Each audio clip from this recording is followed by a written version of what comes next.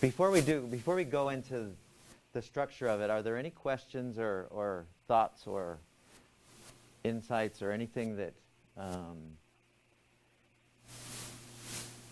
after all I've just talked for an hour, is there anything that you're like, well, what about this, or how about, what's going on with that?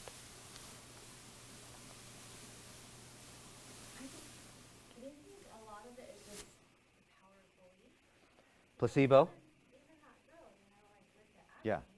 there's still, in the back of her mind, she had to have been thinking about it. Mm-hmm. She had to have had thoughts and continual,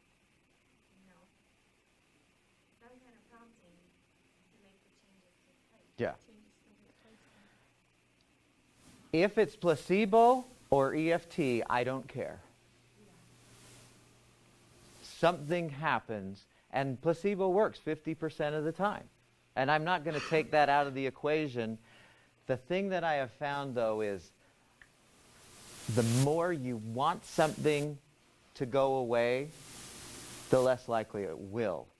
You've got an attachment to it. If you kind of release your need for it to change, that's when it's more likely going to go away. With EFT, it's really contrary to your it's contrary to logic, how EFT works. But EFT is based on the same principles as acupuncture. You're working with the same energy system, the same meridians as acupuncture. Are all those different energies, or are they just different names for kind of the same thing? I don't know. I really don't know. I watched just a YouTube thing. I don't even remember how I came across it on the Kundalini. Mm-hmm. And the guy was just saying that, like, he just bursted off a bunch of names. He's like, it's the same thing. But I wondered, if there's different energy systems? Yeah, I have no idea. I've read dozens of books on all of this, and maybe it is the same thing. I don't know. Maybe it is just kidneys and liver and heart, only at a spiritual level. I don't know. Doesn't matter. And maybe it is placebo. Doesn't matter. If something happens where there's a problem and now there's no longer a problem, if it was power of the mind or we're actually doing something here, I don't care. If it's going away, it's going away. And it's permanent. That's the cool thing about this. Now, here's how I envision this right here. You said that there's acupressure points. You said acupressure points, yes? Pressure points, yeah.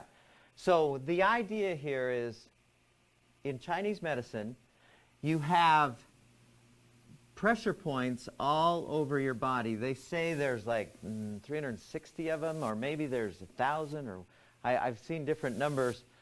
But like there's pressure points all over the body. And if you look online and you type in meridian map, there'll be a picture of a guy, and they'll have all of these points that are what they call meridian end points, pressure points, acupressure points, acupuncture points. It's the same thing. And what happens, the way I envision this, and I don't know if this is, nobody knows if this is accurate or not as far as how it really is, but something happens. If you can picture it like this, a meridian to me is kind of like a river that's flowing through the body. The connection part that we talked about, these meridians, they're not just, the problem isn't just here, there's these meridians that are flowing through the body. And you can go online and you can see what those may look like. And the idea is they have endpoints, throughout the body. Now, the problem, according to EFT and a lot of these energy therapies, is here's how I envision this. And like I said, I don't know if this is the reality, but this is I need a picture. I need a visual of this. When there is a trauma, yes, there may be a perceptual part of that. If it's perceived as painful, in this energy system, you get kind of like a boulder thrown into this river. So the flowing of the river isn't as free-flowing, yeah. And if it's not dealt with, if it's not handled, there may be additional experiences that kind of build up this boulder. It's kind of like atherosclerosis, is how I picture this. And that's something that we can relate to. The building up of plaque, only at a spiritual level.